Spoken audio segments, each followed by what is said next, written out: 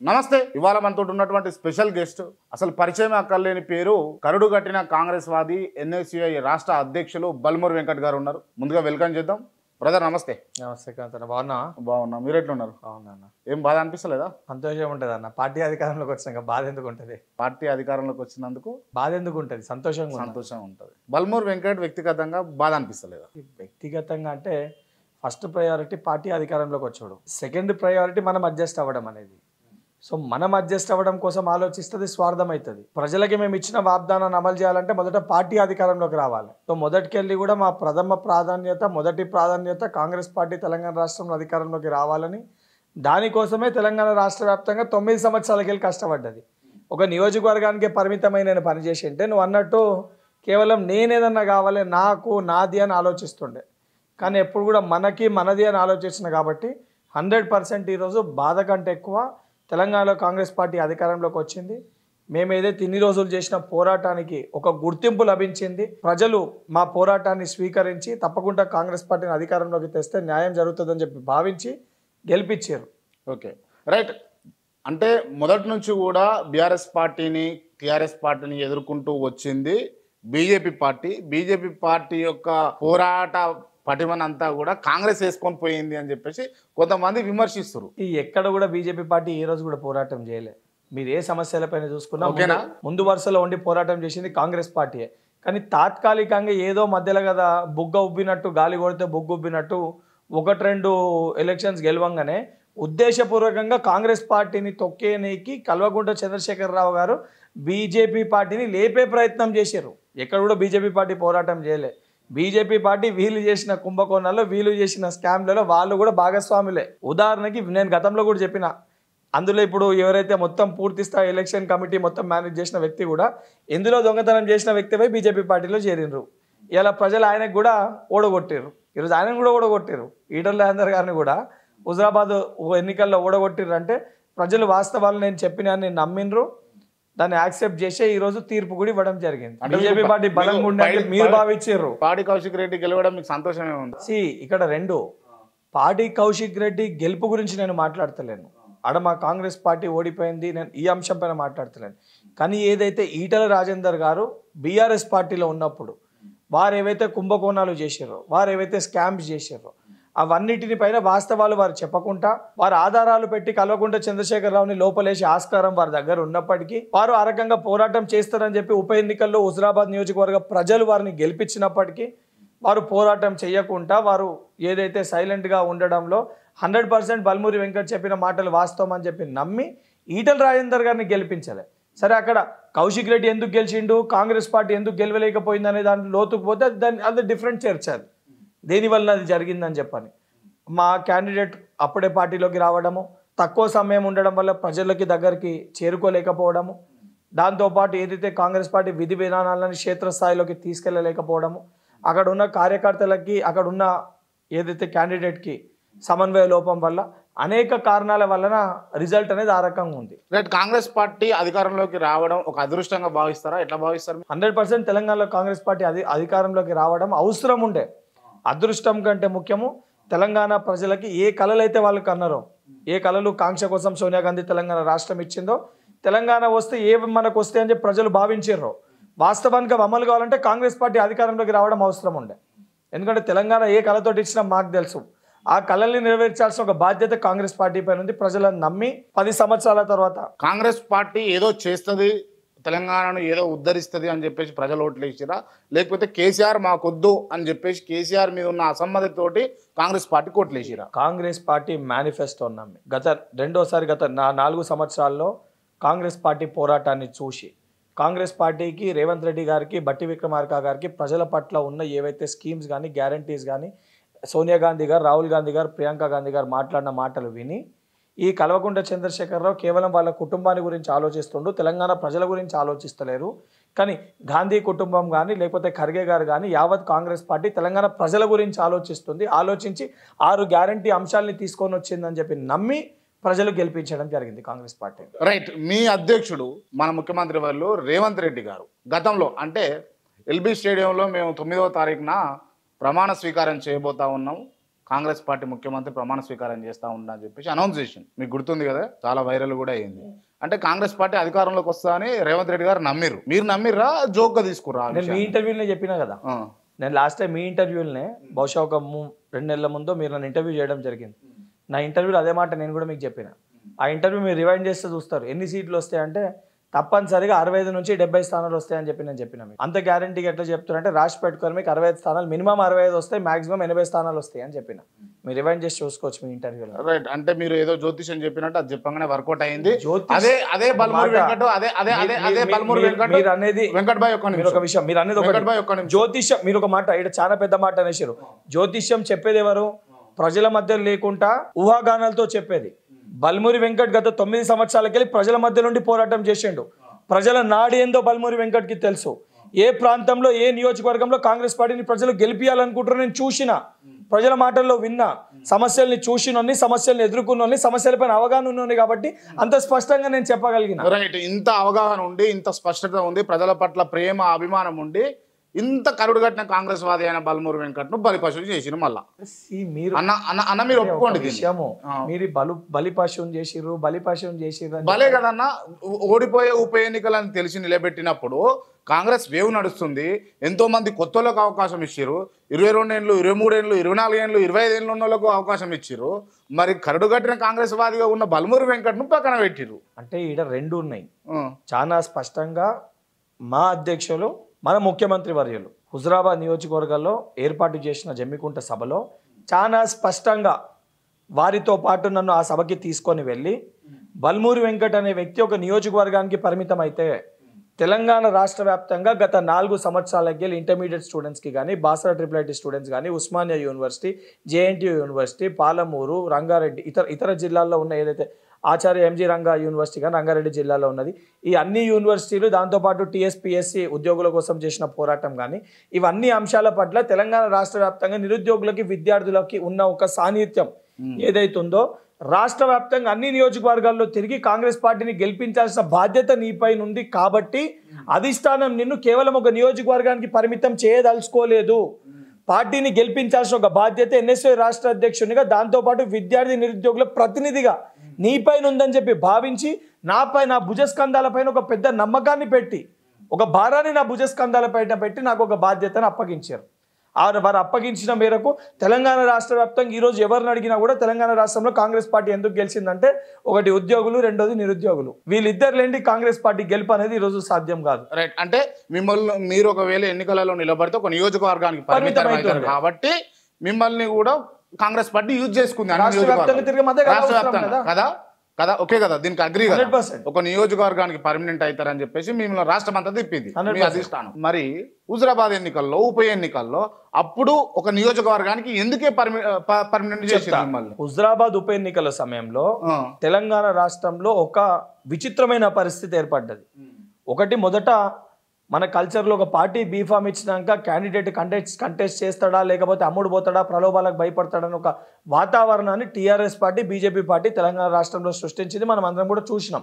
ఎందుకంటే ఇవాళ ఇల్లు ఉన్నాడు అన్న పోతుండు, అన్న ఉన్నాడు ఇటు పోతుండు, ఎక్కడ ఉన్నాడు ఎక్కడ మారుతుండో, ఇవాళ కండ వేసుకొని ఒక ఇంటర్వ్యూ ఇచ్చి అసలు ఎండ్లకి పోనే అని చెప్పి మీతో కూడా మాట్లాడిన కౌశిక్ రెడ్డి మరుసటి రోజే పోయి TRS పార్టీలో చేరిండు. అసొంటి పరిస్థితులలో, అసొంటి ఒక విచిత్రమైన పరిస్థితులలో, ఒక ప్రత్యేకమైన పరిస్థితులలో పార్టీ టికెట్ బీఫామ్ ఎవరికైతే కేటాయిస్తాడో ప్రలోభాలకు కానీ భయభ్రాంతులకు గురి కాకుండా నికార్సైన కాంగ్రెస్ పార్టీ కార్యకర్తగా ఎన్నికల బరిలో ధైర్యంగా నిల్చునే వ్యక్తి కోసం ఆ ఉమ్మడి కరీంనగర్ జిల్లాలో ఒక యువకుడిని తీసుకురావాలి. ఎందుకంటే అప్పటికే TRS పార్టీ ఒక విద్యార్థి నాయకునికి అవకాశం ఇచ్చారు కాబట్టి కాంగ్రెస్ పార్టీలో అట్లా నికార్సైన కాంగ్రెస్ పార్టీ కార్యకర్తగా ఒక విద్యార్థి నాయకుడు ఎవరున్నారని చెప్పి చూసి బల్మూరి వెంకట్ని ఎన్నికల బరిలో దింపడం.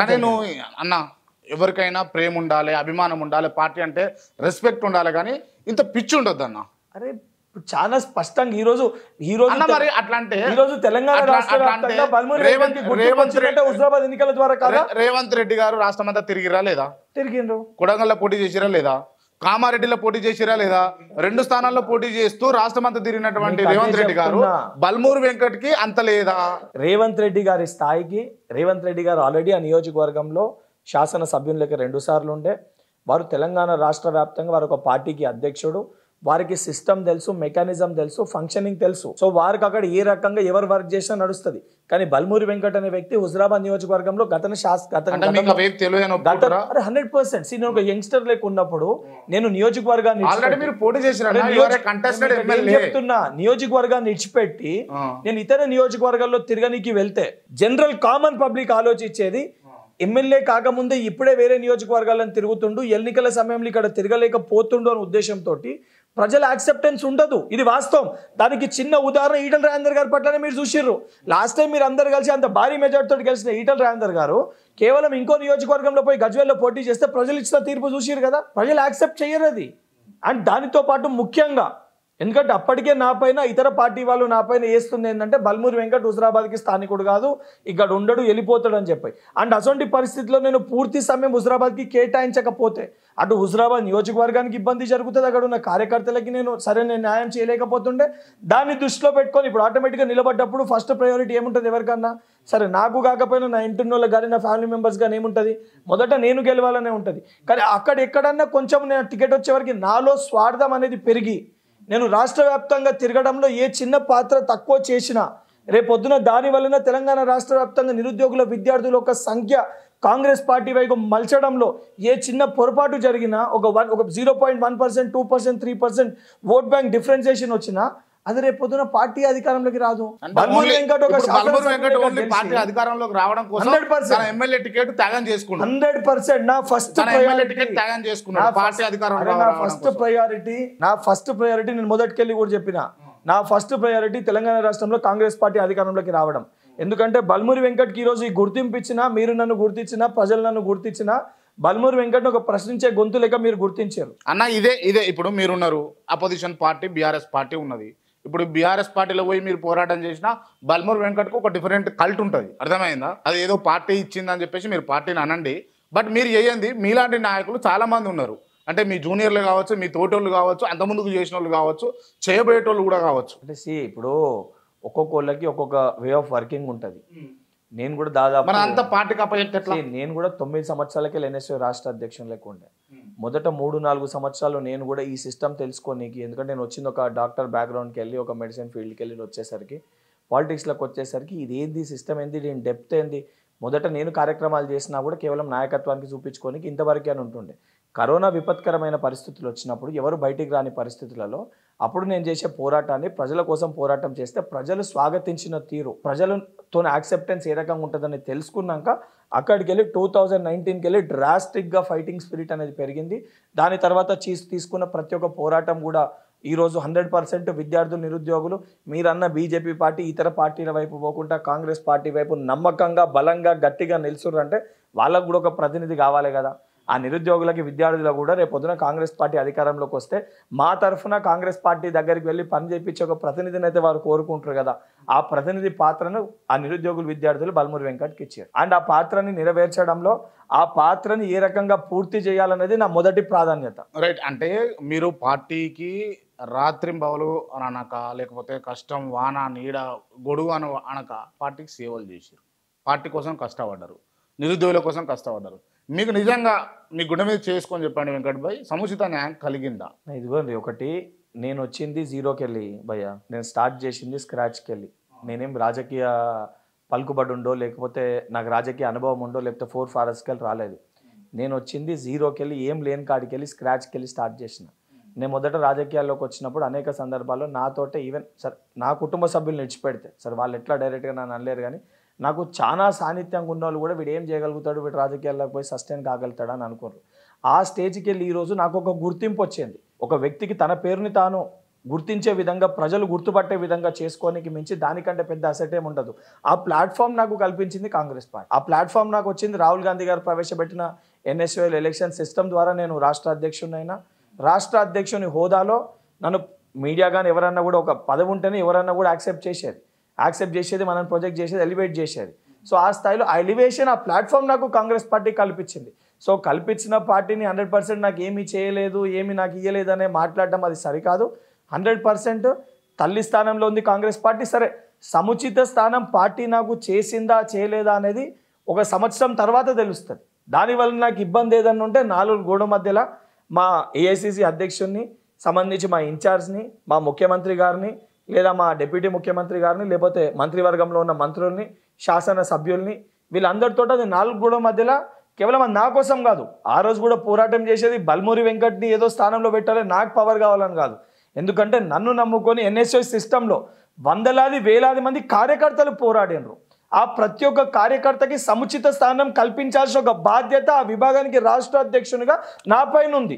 ఆ బాధ్యతని నేను నిర్వహించాలి, ఆ బాధ్యతను నేను చెయ్యాలి, పూర్తి చేయాలంటే నేను ఒక స్థానంలో కూర్చోవాలి. కాబట్టి తప్పనిసరిగా దానికోసం నేను ప్రశ్నిస్తా. దానికోసం మా నాయకులతోటి 4 గోడల మధ్యలో నేను పోరాడుతున్నా, బుజ్జగిస్తున్నా, బతిమాలుకుంటున్నా. అది 4 గోడల మధ్యలో మా పార్టీ అంతర్గత విషయం. అది ఏమున్నా నా పార్టీ నాయకులతో నేనైతే నా వ్యక్తిగతంగా చెప్తున్నా, మీ అట్లాంటి వాళ్ళకు పదవులు రావాలి, తొందరగా రావాలని కోరుకుంటున్నాను నేను. థ్యాంక్ యూ భయ్యా. కాకపోతే పదవులు రాకుండా, పదవులు ఇవ్వకుండా మిమ్మల్ని జస్ట్ కాంగ్రెస్ పార్టీ గ్రోత్ కోసం, లేకపోతే మీ అప్పర్ లీడర్ ఎవరైతే ఉన్నారో వాళ్ళ గ్రోత్ కోసం, ఒక ఎలివేషన్ కోసం మీ అట్లాంటి వాళ్ళని వాడుకొని కాంగ్రెస్ పార్టీ వదిలేస్తే మీరు ఏం చేస్తారు? కాంగ్రెస్ పార్టీ అంటే కేవలం ఒకరిద్దరు వ్యక్తులు కాదు. బల్మూరి వెంకట్ అనే వ్యక్తి కాంగ్రెస్ పార్టీలో పనిచేస్తుందంటే రాష్ట్రంలో ఉన్న నాయకత్వంతో కేంద్ర నాయకత్వం కూడా చాలా స్పష్టంగా నా వైపు నిలిచింది, నాకు అండగా ఉంటుందని చెప్పి అనేక సందర్భాల్లో మీరు చూడడం జరిగింది. అది ఈరోజున్న డిప్యూటీ సీఎం బట్టి విక్రమార్క గారు కానివ్వండి, ముఖ్యమంత్రి గారు రేవంత్ రెడ్డి గారు కానివ్వండి, లేదా స్వయంగా బల్మూరి వెంకట్ అనే వ్యక్తి జైల్లో ఉన్నప్పుడు రాహుల్ గాంధీ గారు నేరుగా డైరెక్ట్గా జైలుకి వచ్చి నా పోరాట స్ఫూర్తిని చూసి మమ్మల్ని గుర్తించి వచ్చి కలిసిర్రంటే ఏ రకంగా రికగ్నేషన్ ఉంది, ఏ రకంగా ఐడెంటిఫికేషన్ ఉందో మీకు తగిన సమాధానము అతి త్వరలో పార్టీయే చెప్తారు. ఇప్పుడు రాహుల్ గాంధీ గారు జైలు కాడికి వచ్చి మిమ్మల్ని చూసిరు కదన్న, డైరెక్ట్ ఢిల్లీ నుంచి వచ్చిరా రాహుల్ గాంధీ గారు? రాహుల్ గాంధీ గారు ఆ రోజు హైదరాబాద్లో ఏదైతే తెలంగాణలో రైతు గర్జన 6వ తారీఖు ఉంటే దాని తర్వాత 7వ తారీఖున వారికి బిజీ షెడ్యూల్ ఉండే, వారికి టైం కూడా లేకుండే, వారి షెడ్యూల్లో జైలు విజిట్ కూడా లేకుండే. లేనప్పటికీ ఈ రకంగా లోపల ఉన్నారు అని చెప్పని తెలిసినాక మొత్తం బ్యాక్గ్రౌండ్ చెక్ చేసుకున్నాక పిసిసి అధ్యక్షులు రేవంత్ రెడ్డి గారు, ఏదైతే సంబంధించి సిఎల్పి నాయకులు బట్టి విక్రమార్క గారు, వాళ్ళిద్దరు కూడా వివరించడం వలన వారు తెలుసుకొని 100% అందరు లీడర్షిప్ రాష్ట్ర నాయకత్వం సపోర్ట్ తోటి వాళ్ళందరూ చెప్పడంతో రాహుల్ గాంధీ గారు సమయాన్ని కేటాయించి వచ్చి వారు ఒక భరోసా ఏదైతే కల్పించారు చూడండి. అంటే ఒక సామాన్యమైన ఎన్ఎస్వై కార్యకర్త, అసలు రాష్ట్ర అధ్యక్షుడు అంటే నేను కార్యకర్తనే, కాంగ్రెస్ పార్టీ కార్యకర్తని. సో ఒక కార్యకర్త లోపల ఉంటే కూడా వారు వచ్చి ఇచ్చిన ధైర్యం ఏదైతుందో ఆ స్ఫూర్తితోటి, ఆ ధైర్యంతో దాని తర్వాత నేను చేసిన టీఎస్పీఎస్సీ పేపర్ లీకేజ్ పైన పోరాటం కానివ్వండి, ఏ స్థాయిలో చేసినా అంటే ఆ రకంగా నేను ధైర్యంగా పోట్లాడగలిగిన అంటే అది నాకు నా నాయకత్వం ఇచ్చిన బలము. అండ్ అసొంటి నాయకత్వం నన్ను ఏదైతే ఒక విద్యార్థి నాయకుని లెక్క తెలంగాణ రాష్ట్రంలో కాంగ్రెస్ పార్టీ నాయకుని అంటే ఒక రాష్ట్ర నాయకుని లెక్క తీర్చిదిద్దిన పార్టీ రేపు పొద్దున బల్మూరి వెంకట్కి ఏ స్థానం కేటాయించకుండా వాడుకొని వదిలేస్తుంది అంటే అది నా మనసు యాక్సెప్ట్ చేయదు, నాతో ఉన్నోళ్ళు కూడా ఎవరు యాక్సెప్ట్ చేయరు. మీరు నా ఇంటర్వ్యూలోనే బల్ల గుద్ది చెప్పినటువంటి అంశం ఏంటంటే బల్మూరి వెంకట్ ఈసారి ఎమ్మెల్యే అవుతున్నాడు, ఎమ్మెల్యేగా స్థానం కల్పిస్తున్నారు అని చెప్పినారు మీరు మీ ఇంటర్వ్యూలో. చెప్పిన బల్మూరి వెంకట్కి హుజురాబాద్ నియోజకవర్గానికి అప్లికేషన్ పెట్టుకోవాల్సిన బాధ్యత నా పైన ఉంది. ఎందుకంటే ఆడ ప్రజలకి మాట ఇచ్చిన పార్టీ నాకు ఉప ఎన్నికల సమయంలో చెప్పింది కాబట్టి నేను అప్లికేషన్ పెట్టుకుంటా. పార్టీ టికెట్ ఇస్తే 100% హుజురాబాద్ నియోజకవర్గంలో బల్మూరి వెంకట్ శాసనసభ్యుని లెక్క గెలుస్తా. అది కాక పార్టీ నా పైన ఇంకేదైనా బాధ్యత పెట్టినా పార్టీ ఇచ్చిన బాధ్యత మేరకు పనిచేస్తా అని చెప్పాను. Right, okay. మిమ్మల్ని చెక్ చేసుకోవచ్చు మీరు, నేను చెప్పింది. మిమ్మల్ని కాకుండా హుజురాబాద్ లో ఒక వ్యక్తికి టికెట్ ఇచ్చారు కదా, ఆ వ్యక్తి ఎవరన్నా? అసలు ఆయన కూడా ఒక యువ నాయకుడు. ఏ పార్టీలో ఉండే? టీఆర్ఎస్ పార్టీలో ఉండే. టీఆర్ఎస్ పార్టీ నుంచి వెంటనే కాంగ్రెస్ పార్టీలో, కాంగ్రెస్ పార్టీ విధి విధానాలు నచ్చి ఆయన కాంగ్రెస్ పార్టీలో చేరడం జరిగింది. చేరినాక అన్ని రోజుల నుంచి పనిచేస్తున్న బల్మూరి వెంకట్ బలైపోయినాడు. బల్మూరి వెంకట్ కి టికెట్ ఇవ్వకుండా బల్మూరి వెంకట్ ని సర్ప్రైజ్ చేసి బల్మూరి వెంకట్ కు ఒక బాధ్యత అప్పచెప్పకుండా బల్మూరి వెంకట్ ని సైడ్ లైన్ చేస్తే మీరు అన్నమాట కరెక్టే. కానీ చాలా స్పష్టంగా బల్మూరి వెంకట్ని రాష్ట్ర వ్యాప్తంగా తిరగాలని బాధ్యత ఇస్తూ సముచిత స్థానం కల్పిస్తూ ప్రతి మీటింగ్లో ఏదైతే సచిన్ పైలట్ గారు విద్యార్థులతో నిరుద్యోగులతో ఇంటరాక్షన్ కానివ్వండి, రాహుల్ గాంధీ గారు చికట్పల్లి సెంట్రల్ లైబ్రరీకి రావడం కానివ్వండి, లేదా కన్యాకుమారి గారితో ఏదైతే విద్యార్థులతో నిరుద్యోగులతో అన్ని యూనివర్సిటీలో ఇంటరాక్షన్ కానివ్వండి, లేదా మా ఏదైతే జాతీయ అధ్యక్షుడు నీరజ్ కుందన్ తోటి ఏర్పాటు చేసిన విద్యార్థుల ఇంటరాక్షన్ కానివ్వండి, ఈ అనేక ప్రోగ్రామ్స్కి బల్మూరి వెంకట్కి బాధ్యత ఇచ్చారు. దానితో పాటు హుజురాబాద్ నియోజకవర్గానికి ఏదైతే మా పిసిసి అధ్యక్షుడు రేవంత్ రెడ్డి గారు వెళ్ళినప్పుడు స్వయంగా వారితో పాటు నన్ను చాపర్లో ఎక్కించుకొని తీసుకొని వెళ్ళి వేదికపైకి తీసుకొని వెళ్ళి ప్రజలందరి ముందు వారు మాట చెప్పడం జరిగింది. బల్మూరి వెంకట్కి టికెట్ ఇవ్వద్దని చెప్పి ఇంకొక అభ్యర్థికి మేము టికెట్ ఇస్తలేము, బల్మూరి వెంకట్ సేవలు రాష్ట్ర వ్యాప్తంగా ఉపయోగించుకోవాలనే ఉద్దేశంతో బల్మూరి వెంకట్ ఒక నియోజకవర్గానికి పరిమితం చేయొద్దనే ఉద్దేశంతో టికెట్ కేటాయిస్తలేమని చెప్పి సూటిగా రేవంత్ రెడ్డి గారే మాట్లాడడం జరిగింది. అంటే మీకు భరోసా ఇస్తున్నా అన్నట్టే ఉంది, కానీ అక్కడ మీరు ఒకటి అంటే ఏమంటారు కుండిచ్చి గిన్నె లాక్కున్నట్టు ఉన్నది ఆడ. ఇదివరి హుజరాబాద్ ఎన్నికల్లో పోటీ చేయించినప్పుడు బలి చేసిర్రు అన్నారు. జైళ్లలో కేసులలో పోయినప్పుడు ఎందుకు ఇంత కష్టపడుతున్నావు, పార్టీ అధికారంలోకి రాదన్నారు. కాదు కాదు అని చెప్పి నెగిటివ్గా ఆలోచించిన అందరూ కూడా ఎవరన్నా కూడా ఈరోజు పార్టీ అధికారంలోకి వచ్చినాక నీకేం వస్తుంది అని అంటున్నారు. అంటే ఏమీ రాదు, ఎందుకు కొట్లాడుతున్నావు అనే కాడికి వెళ్ళి ఇందులో నీకు సముచిత స్థానం వస్తా రాదా అనే పోరాడేదాకా వచ్చినాము అని అంటే 100% మా పార్టీ దాన్ని గుర్తిస్తుంది. దానికంటే దానికంటే ముఖ్యంగా ఎవరైతే రేవంత్ రెడ్డి గారు కానీ బట్టి గారు కానివ్వండి, వీరు కూడా క్షేత్ర స్థాయికి వెళ్ళి ఒక జెడ్పీటీసీ స్థాయికి వెళ్ళి మరొకరు ఒక ఎన్ఎస్వై స్థాయికి వెళ్ళి ఈరోజు ఆ స్థాయి వరకు వారు వచ్చారు. కాబట్టి తప్పనిసరిగా ఈ యొక్క గవర్నమెంట్లో సముచిత స్థానం, అది నా కోసం కాదు, కేవలం నా వ్యక్తిగత బల్మూరి వెంకట్కి స్థానం కల్పించడం కాదు, బల్మూరి వెంకట్కి ఒక స్థానం కల్పిస్తే ఏదైతే నమ్ముకొని పార్టీ కోసము నికార్సుగా కష్టపడ్డ ఎన్ఎస్వై సైనికులందరినీ కూడా వాళ్ళకి సముచిత స్థానం కల్పించనీకి పోరాడనీకి ఒక వ్యక్తిని అక్కడ పెట్టినట్టు 100% అది పార్టీ నన్ను ఆ దిశగా నాకు గుర్తింపు ఇస్తుందని ఒక నమ్మకం విశ్వాసం నాకుంది.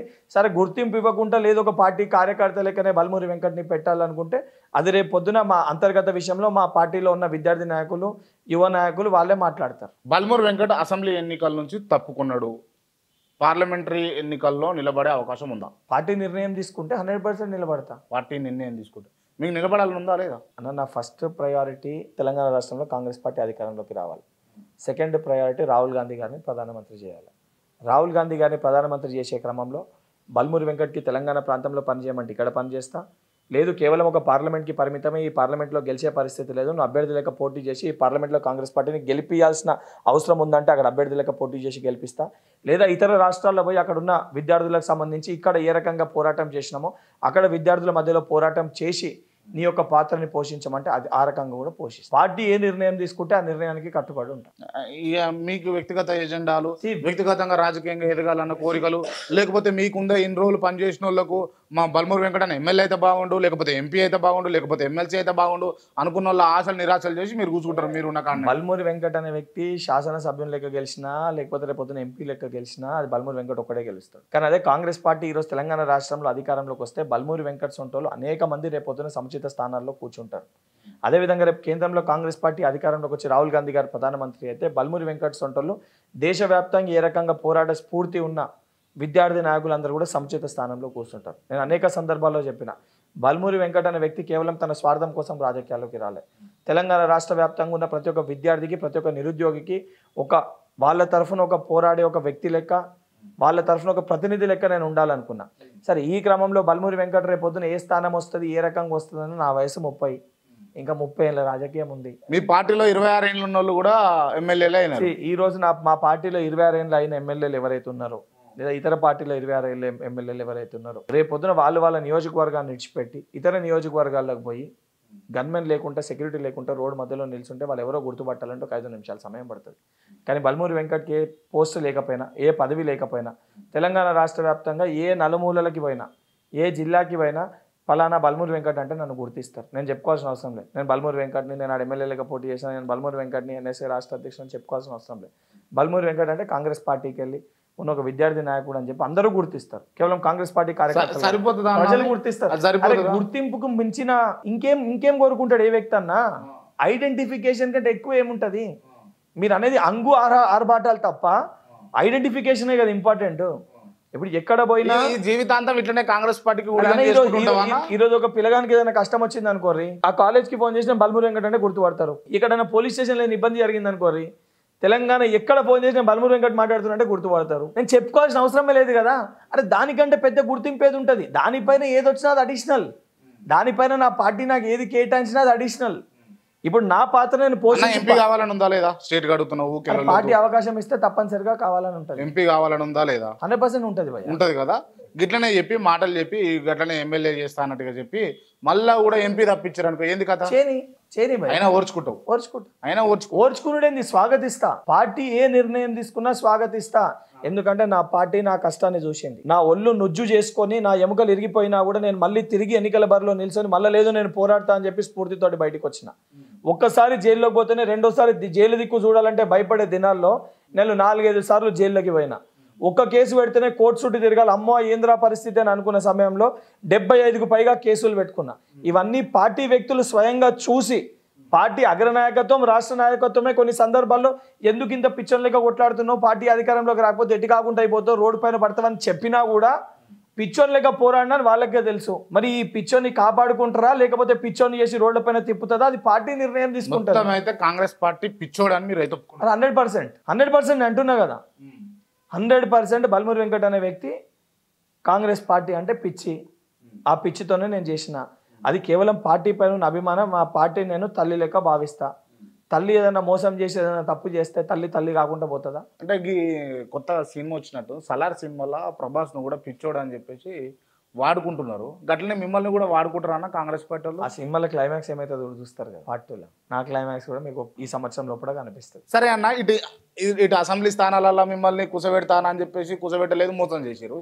ఇప్పుడు రాబోయే పార్లమెంట్లో నాకైతే నమ్మకం లేదు మీకు పార్లమెంట్ స్థానం కల్పించి మిమ్మల్ని పోటీ బల్మూరి వెంకట్ అని చెప్తారని చెప్పేసి. ఎందుకనంటే ఇక పోటీ చేసే అవకాశాలు ఉన్న కాడ పోటీ చేసేటోళ్ళను వాళ్ళకు అంటే గెలిచే అవకాశాలు ఉన్న కాడ పోటీ ఎవరినైతే అలా చేయమంటారు.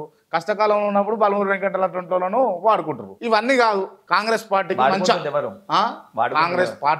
కాంగ్రెస్ పార్టీ నాయకులు మా పార్టీయే కదా, నేను అవన్నీ నమ్మే కదా పోయినా, అవన్నీ నచ్చే కదా అందులో పోయినా. చూద్దాం.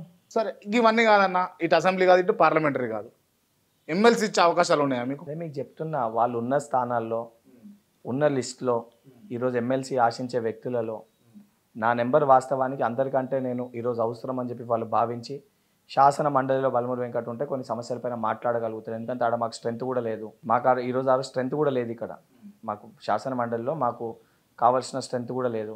సో అక్కడ మాట్లాడే వ్యక్తి కావాలి, పోరాడే వ్యక్తి కావాలని చెప్పి భావించి వాళ్ళు అక్కడ నాకు స్థానాన్ని కేటాయిస్తే 100% ఇస్తారు. సరే అన్న, మీకు నేనైతే నా మనస్ఫూర్తిగా అసెంబ్లీ ఎన్నికలు అయిపోయినాయి కాబట్టి మీకు ఓ ఎమ్మెల్సీ అన్నా లేకపోతే ఈ పార్లమెంట్ ఎన్నికలలో మిమ్మల్ని నిలబెట్టి కాంగ్రెస్ పార్టీ గెలిపించుకోవాలని చెప్పేసి అయితే నేను కోరుకుంటున్నాను.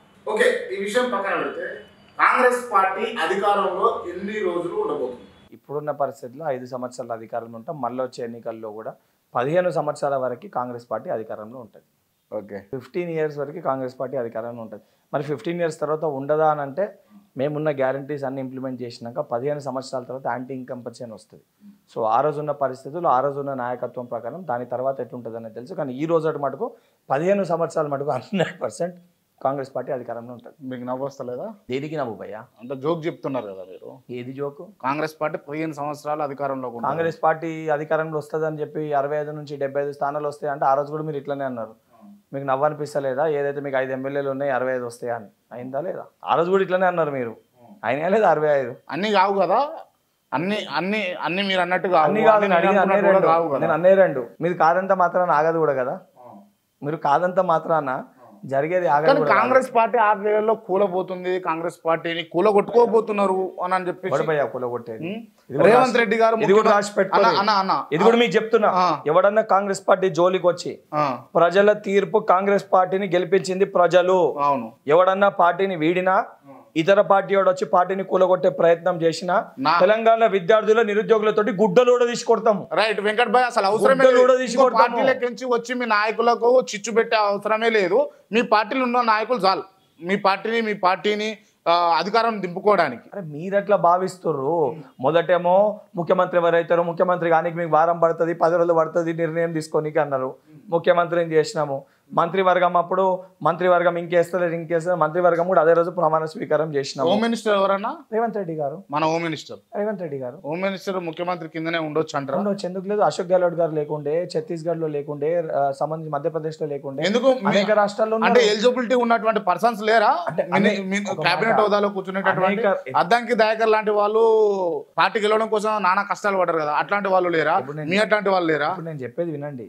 పార్టీ ఒక నిర్ణయం తీసుకొని గతంలో మీరనే ఇదే తెలంగాణ రాష్ట్రంలో ముఖ్యమంత్రి గారు ఒకరే ప్రమాణ స్వీకారం, వారితో పాటు మహమూద్ అలీ గారు ఇద్దరు చేసి 3 నెలలు క్యాబినెట్ లేకుండా నడిపారు. 6 నెలలు 6 నెలల వరకు తెలంగాణలో మంత్రివర్గమే లేకుండా నడిపారు. కానీ ఈరోజు కాంగ్రెస్ పార్టీ ఏంటంటే ప్రతి సామాజిక వర్గానికి, ప్రతి కులానికి, ప్రతి మతానికి ప్రాధాన్యత ఇచ్చి ప్రతి ఒక్కరికి సముచితం స్థానం కల్పించాలనే ఉద్దేశంతో దాన్ని ఆలోచించి భర్తీ అనేది చేయడం జరుగుతుంది. ఈరోజు మా క్యాబినెట్లో బీసీలకి ప్రాధాన్యత ఇవ్వడం జరిగింది. ఒక గౌడ బిడ్డ ఎన్ఎస్ఐ స్థాయికి వెళ్ళి వచ్చిన పున్నం ప్రభాకర్ గారికి రవాణా శాఖ మంత్రి లెక్క చేశారు. ఒక ట్రైబల్ సీతక్క గారిని పంచాయతీరాజ్ మినిస్టర్ లెక్క చేయడం జరిగింది. పొంగులేటి శ్రీనివాసరెడ్డి, వెంకటరెడ్డి గారు, ఒక దళిత సోదరుని బట్టి గారిని యువత ఒక దళితుడిని డిప్యూటీ సీఎం చేసి వారికి ఎనర్జీ పవర్ మినిస్ట్రీ కూడా వారికి ఇవ్వడం జరిగింది. దానితో పాటు ఏదైతే సంబంధించి కమ్మ సామాజిక వర్గానికి వెళ్ళి తుమ్మల నాగేశ్వరరావు గారికి ఇవ్వడం జరిగింది. దానితో పాటు ఏదైతే సంబంధించిన బీసీ మరొక బీసీ సంబంధించి పద్మశాలి మున్నూరు కాపు కొండా సురేఖ గారికి మంత్రివర్గంలో చోటు దక్కింది. దానితో పాటు ఈరోజు విప్పులు కూడా ఒక లంబాడాకి, ఒక ఎస్సీకి, ప్రతి కమ్యూనిటీకి ప్రాధాన్యత కల్పిస్తూ ఒక యాదవ్ బిడ్డకి, నలుగురికి మొదటిసారి ఎమ్మెల్యేలున్న విప్ ఇవ్వడం జరిగింది.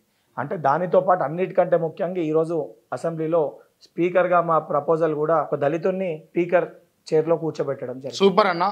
కానీ ఇవన్నీ విషయాలలో ఈ మంత్రి క్యాబినెట్ వ్యవస్థ అంతా చూసుకుంటే కూరలు తీసిన పాము అటువంటి పదవులు లేకపోతే అటువంటి మినిస్ట్రీలు ఏమో వీళ్ళకిచ్చి కూరలు ఉన్నటువంటి పాము పదవులు అంటే ఆ మినిస్ట్రీని ఏమో రేవంత్ రెడ్డి గారు తన కింద పెట్టుకున్నారు అని.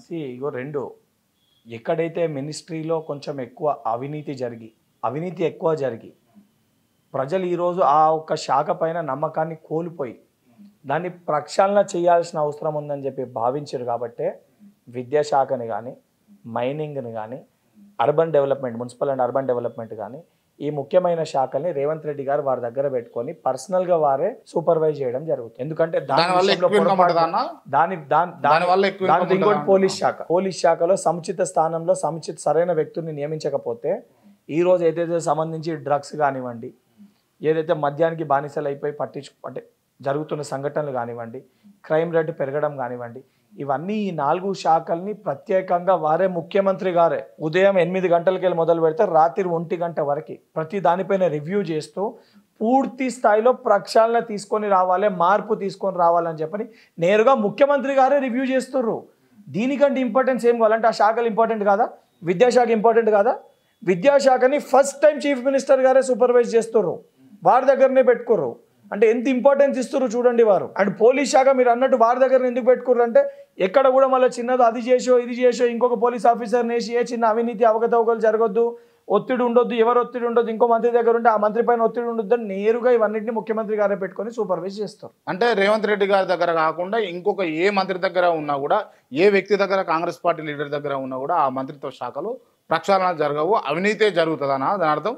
అవినీతి ప్రక్షాళన కాదు, గతంలో జరిగిన అవినీతి ఏదైతుందో ఇంకొక మంత్రి దగ్గర ఉంటే కావాలని ఉద్దేశపూర్వకంగా ఇతర పార్టీ వాళ్ళు ఆ మంత్రిని ఆ వ్యక్తిని డ్యామేజ్ చేసే ఒక ప్రయత్నం చేస్తారు. కాబట్టి అది నేరుగా ముఖ్యమంత్రి గారి దగ్గర పెట్టుకొని దాన్ని పూర్తి స్థాయి ప్రక్షాళన చేసి పార్టీ వ్యక్తి అయిన కాబోయే మంత్రి ఎవరైతే ఉన్నారో వారిపైన ఎటువంటి అభాండాలు పడకుండా చూసుకోవాల్సిన ఒక బాధ్యత ముఖ్యమంత్రి గారిపైన ఉంది. కాబట్టి వారి దగ్గర పెట్టుకొని రివ్యూ చేసి ప్రివ్యూ చేసి పూర్తి స్థాయి ప్రక్షాళన చేసి వారికి కేటాయించడం జరుగుతుంది. రైట్ అన్న.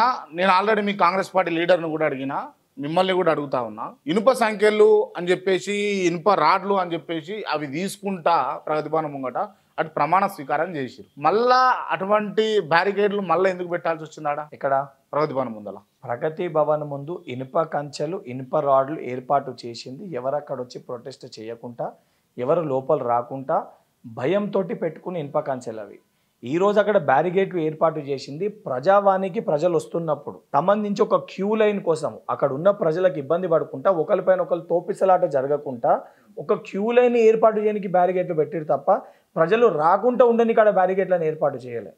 మీరు పెట్టిన బ్యారిగేట్లను కూడా చూడొచ్చు. మీరు ఏది సంబంధించి క్యూ లైన్ కోసం ఏర్పాటు చేసిన, నేను కూడా ప్రజాభవన్కి నేను కూడా మొదటి రోజు పోయినా కాబట్టి ఆడ రద్దీ, ప్రజలు విపరీతంగా రద్దీ పెరుగుతుంది. కాబట్టి రోడ్డు పైన వచ్చేస్తే ఏదైతే ట్రాఫిక్ కానీ ఏదైనా వెహికల్ తాకినా ఏదైనా అవాంఛనీయ సంఘటన జరగకుండా ప్రివెన్షన్ కిందకి అక్కడ ఉన్న పోలీస్ అధికారులు దానికి సంబంధించి పెట్టుకోవడం జరిగింది తప్ప సెక్యూరిటీ కోసం ఆడ బ్యారిగేట్లు ఏర్పాటు చేయలేదు. రేవంత్ రెడ్డి గారు పరిపాలన సక్సెస్ అవుతారంటారా మీరు? సక్సెస్ అవుతుండ్రు, ఆల్రెడీ అవుతున్నారా? 100%. తెలంగాణలో గ్రూప్ 2 పరీక్ష వాయిదా పడింది. దీనిపైన బల్మూరి వెంకట్ ఏమని స్పందిస్తాడు? నిరుద్యోగులే కోరుకుంటారు కదా. టీఎస్పీఎస్సీ ప్రక్షాళన అయిన తర్వాత గతంలో ఉన్న టీఎస్పీఎస్సీ చైర్మన్ పరిధిలో ఆ ఉన్న సభ్యుల పరిధిలో ఎగ్జామ్స్ కండక్ట్ చేస్తే మాకు నమ్మకం లేదు, తప్పకుండా ప్రక్షాళన చేసి ఎగ్జామ్స్ని కండక్ట్ చేయాలి, కొత్త ఎగ్జామ్ షెడ్యూల్ అని. ఇది నిరుద్యోగుల దగ్గరికి వెళ్ళి చికట్పల్లి సెంట్రల్ లైబ్రరీ కానివ్వండి, దిల్సుఖ్ నగర్ కానివ్వండి, ఇతర నిరుద్యోగుల దగ్గరికి వెళ్ళి వచ్చిన అప్లికేషన్స్ కానీ వారి మాట కూడా అదే ఉండే. వారి విజ్ఞప్తి మేరకు ఆల్రెడీ టీఎస్పీఎస్సీ చైర్మన్ రాజీనామా చేసిండు. ఆ రాజీనామాను ఆమోదించాల్సింది గవర్నర్ గారి దగ్గర పెండింగ్ ఉంది. దాంతోపాటు ఆల్రెడీ దానికి సంబంధించి కొత్త కమిటీని ఏ రకంగా కాన్స్టిట్యూట్ చేయాలి, ఏ సభ్యులను నియమించాలో కూడా ప్రిపేర్ చేసి పెట్టారు.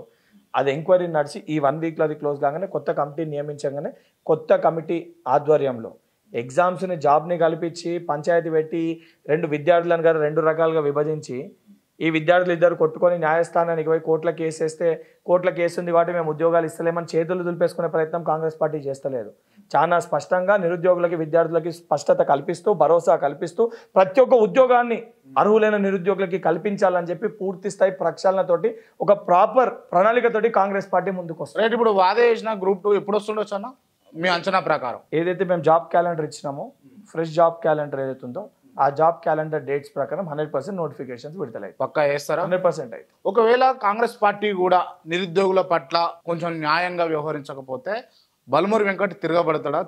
100% కాంగ్రెస్ పార్టీ రేపొద్దున నిరుద్యోగులకు ఇచ్చిన మాట ఈ అంశాలపైన పార్టీ నిలబెట్టుకోకపోతే బల్మూరి వెంకట్కి టీఆర్ఎస్ పార్టీలో ఉన్న విద్యార్థి నాయకులు ఆ దొర దగ్గర పోయి మాట్లాడడానికి భయపడరేమో కానీ బల్మూరి వెంకట్కి కాంగ్రెస్ పార్టీలో మా ముఖ్యమంత్రి గారి దగ్గర నాకు అంత స్వేచ్ఛ ఉంది, అంత సాన్నిధ్యం ఉంది. బల్మూరి వెంకట్ పోతాడు, అదే ముఖ్యమంత్రి గారితో ఒప్పిస్తానా మెప్పిస్తానా వాళ్ళ కాళ్ళు మొక్కుతానా 100% నిరుద్యోగులు. ఎందుకంటే నన్ను కూడా 1% నా పైన నమ్మకంతో కూడా బల్మూరి వెంకట్ రేపుతున్న కొట్లాడుతున్న ఒక నమ్మకంతో మా ప్రతినిధి ఒకడు ఉన్నాడు కాంగ్రెస్ పార్టీలో నమ్మి మాకు ఓటేసారు కాబట్టి 100% వాళ్ళు ప్రతి ఒక్క ప్రాబ్లం ఏదైతే ఉందో అది పరిష్కరించాల్సిన ఒక బాధ్యత నా పైన ఉంది, పరిష్కరిస్తాను. ఆ పరిష్కరించే క్రమంలో బల్మూరి వెంకట్ ఏ స్థాయికి ఎటువంటి పరిస్థితులు ఏ నిర్ణయం తీసుకోవాల్సి వచ్చినా తీసుకొని కూడా బల్మూరి వెంకట్ ఎక్కడ కూడా వెనకపోవడం. కలిసి రాను ముఖ్యమంత్రి అయిన తర్వాత రేవంత్ రెడ్డి గారిని ప్రజాభవన్లోనే కలిసిన. ప్రజాభవన్లో ఏదైతే ఆ రోజు టీఎస్ జెన్కో విద్యార్థులు ఎగ్జామ్ పోస్ట్ పోన్ చేయించేది ఉంటే అది ఆఖరికి వారం రోజులకి వచ్చేసింది రేటు. పోస్ట్ పోన్ కాదని గత ప్రభుత్వంలో మనం చూసినాం. ఏ ఎగ్జామ్ పోస్ట్ పోన్ చేయాలని వాడు పట్టించుకోకపోతుండే. డైరెక్ట్గా ముఖ్యమంత్రి గారి దగ్గరికి ఆ అభ్యర్థులతోటి పోయినాము. జెన్కో ఎగ్జామ్ పోస్ట్ పోన్ చేయాలని. ఇంకోటి ఇంజనీరింగ్ స్టూడెంట్స్కి సంబంధించి క్రెడిట్ ఎగ్జామ్షన్ ఇష్యూ ఉండే. ఈ 2 అంశాలు దాంతోపాటు జియో 46 ఈ 3 అంశాల గురించి పోయి రిప్రజెంటేషన్ ఇవ్వడం జరిగింది. 2 అంశాలు పరిష్కారం అయిపోయినాయి. ఎందుకంటే అది ముఖ్యమంత్రి గారి స్థాయిలో ఉండే పరిధిలో ఉండే. జియో 46 ఒకటి ఏంటంటే లీగల్ కాంప్లికేషన్స్ కోర్టులో కేసులు ఉన్నాయి కాబట్టి దానికి ఒక లీగల్ కమిటీ కాన్స్టిట్యూట్ అయ్యి అడ్వకేట్ జనరల్ గారు అపాయింట్ అయినాక దాని అన్ని ఆలోచించి ఏ రకంగా చేయగలుగుతారు రేపు పొద్దున ఇబ్బంది జరగకుండా దానిపైన కూడా ఈ జాన్ 1st వీక్ లోపల ఒక స్పష్టత వస్తుంది. అండ్ ఇంకోటి ఏంటంటే మీరు నిరుద్యోగుల పట్ల చాలా పోరాటాలు చేసి చాలా కేసులు పెట్టుకున్నారు. ఎన్ని కేసులు ఉన్నాయి మీ మీద? నాకు తెలిసి నాకున్న లెక్క ప్రకారము 75 నుంచి 80 మధ్యలో ఉంటాయి. ఈ 75 నుంచి 85 కేసులను మీ కాంగ్రెస్ ప్రభుత్వం మీ మీద నుంచి కేసులు ఎత్తేసే అవకాశాలు ఉంటాయా? అంటే కేవలం నాతో పాటు ఈ గత 9 సంవత్సరాలుగా ప్రశ్నించిన జర్నలిస్టుల పైన కేసులు ఉన్నాయి, పోరాటం చేసిన ఎస్ఐ కానిస్టేబుల్ అభ్యర్థుల పైన ఉన్నాయి, బాసర IIIT విద్యార్థుల పైన ఉన్నాయి, బోర్డ్ ఆఫ్ ఇంటర్మీడియట్ల విద్యార్థులు ఆత్మహత్యలు చేసుకుంటున్నప్పుడు పోరాడిన మైనర్ ఇంటర్మీడియట్ విద్యార్థుల పైన ఉన్నాయి, ఫుడ్ పాయిజన్ జరిగినప్పుడు ఏదైతే తల్లిదండ్రులు పోరాటం చేస్తే వాళ్ళపైన కేసులు ఉన్నాయి, కార్పొరేట్ యూనివర్సిటీలో ఏదైతే తల్లిదండ్రులు పోరాటం చేసి ప్రశ్నించనిపోతే వాళ్ళపైన కేసులు పెట్టారు. వీళ్ళందరితో పాటు దాంట్లోనే బల్మూరి వెంకట్ ఉన్నారు. బల్మూరి వెంకట్ పైన ఉన్న 80 కేసులలో 50 కేసులలో సామాన్యమైన ప్రజలు విద్యార్థులు నిరుద్యోగులు ఉన్నారు. సో తప్పనిసరిగా తెలంగాణ ప్రజలపైన ఏదైతే వారికి ఉన్న సమస్యలు చెప్పనీకి పోతే అక్రమంగా వాళ్ళ గొంతులను నొక్కేయనికి పెట్టిన కేసులు అన్నీ కూడా కాంగ్రెస్ పార్టీ ఎత్తేస్తుంది 100%. అది వ్యక్తిగతంగా బల్మూరి వెంకట్ ఒక్కని కోసం కాదు, నిజంగానే ఓ భూ పంచాయతో ఇంటి పంచాయతో లేదో నేను ఏదైనా కొట్లాడ పెట్టుకొని అసొంటి కేసులు ఏమైనా నా పైన ఉంటే ఆ కేసులు ఏవి కూడా తీసేయాలి. కానీ నేను చేసిన కేసులు నా పైన ఉన్న ప్రతి కేసు కూడా 2015 కంటే ముందు నా పైన ఒక్క కేసు లేదు. 2015 ఎప్పుడైతే NSA రాష్ట్ర అధ్యక్షుడు అయినాకనే నా పైన కేసులు అయినాయి. సో ఇవన్నీ కూడా ప్రజల కోసము ప్రజల సమస్యలపైన పోరాటం చేస్తే పోరాటం చెయ్యొద్దు అని పెట్టిన కేసులు. సో 100% పార్టీ దానిపైన ఒక నిర్ణయం తీసుకుంటుంది. దానిపైన కూడా ముఖ్యమంత్రి గారు స్పష్టత ఇచ్చి ఎత్తేస్తారు. రైట్, మీరు ముఖ్యమంత్రి గారిని కలిసారు కదా, పీసీసీగా ఉన్నప్పుడు రేవంత్ రెడ్డి గారు, ముఖ్యమంత్రి అయిన తర్వాత రేవంత్ రెడ్డి గారు చేంజెస్ ఏమైనా కనిపించినాయా మీకు? పీసీసీ అధ్యక్షునిగా ఉన్నప్పుడు రేవంత్ రెడ్డి గారిని కలిసినప్పుడు ఒక పీసీసీ అధ్యక్షుడు అనిపిస్తుండే. ఈరోజు రేవంత్ రెడ్డి గారు ముఖ్యమంత్రి అయినాక ఆ కొద్ది గ్యాప్ కూడా లేకుండా పూర్తి స్థాయి కలయికతోటి కలిసిపోయి ఉండే విధంగా ఉన్నారు. గతంలో రాజశేఖర రెడ్డి గారు కదా ముఖ్యమంత్రి కాకముందు వారు ఏ రకంగా ఉండే అంటే చెప్తే విన్నాం, ఎక్కడ కూడా అంత సాన్నిధ్యం ఆ టైంలో అంత లేకుండే. మా ఏజ్ కూడా అప్పుడున్న పరిస్థితి తెలియదు. కాబట్టి తర్వాత రాజశేఖర రెడ్డి గారు ముఖ్యమంత్రి అయినాక ఎంత సాన్నిధ్యంగా ప్రజల మధ్యలో మమేకమై తిరిగారో రేవంత్ రెడ్డి గారిలో కూడా అంటే ఆ ఇన్న మాటలకి ఇప్పుడు చూస్తున్న దానికి బహుశా అప్పుడు కూడా ఇట్లానే ఉండే అని చెప్పి కనిపిస్తుంది. అంటే మీరు రేవంత్ రెడ్డి గారిని రాజశేఖర రెడ్డి గారితో పోలుస్తున్నారు. రాజశేఖర రెడ్డి గారు ఒక లెగసీ ఉన్న లీడరు. రాజశేఖర రెడ్డి గారు తీసుకున్న స్కీమ్సే ఈరోజు భారతదేశ వ్యాప్తంగా తీసుకుంటారు. వారితోటి పోల్చడం కాదు, రేవంత్ రెడ్డి గారు కూడా రాజశేఖర రెడ్డి గారు లెక్క అంత పేరు తెచ్చుకోవాలని చెప్పని కోరుకుంటున్నాను. కాంగ్రెస్ పార్టీ పైన మీరు పెట్టుకున్న నమ్మకం, మీ పైన కాంగ్రెస్ పార్టీ పెట్టుకున్న నమ్మకం, మీకు ఓ పదవి రూపంలో మీరు దాల్చాలి, ఒక స్థానంలో మీరు కూర్చోవాలని చెప్పేసి కోరుకుంటున్నా. ఆ స్థానం వచ్చిన తర్వాత ఇంటర్వ్యూ చేస్తా, ఆ స్థానం రాకపోయినా కూడా మళ్ళీ ఒక ఇంటర్వ్యూ చేస్తా. Thank you so much. Thank you.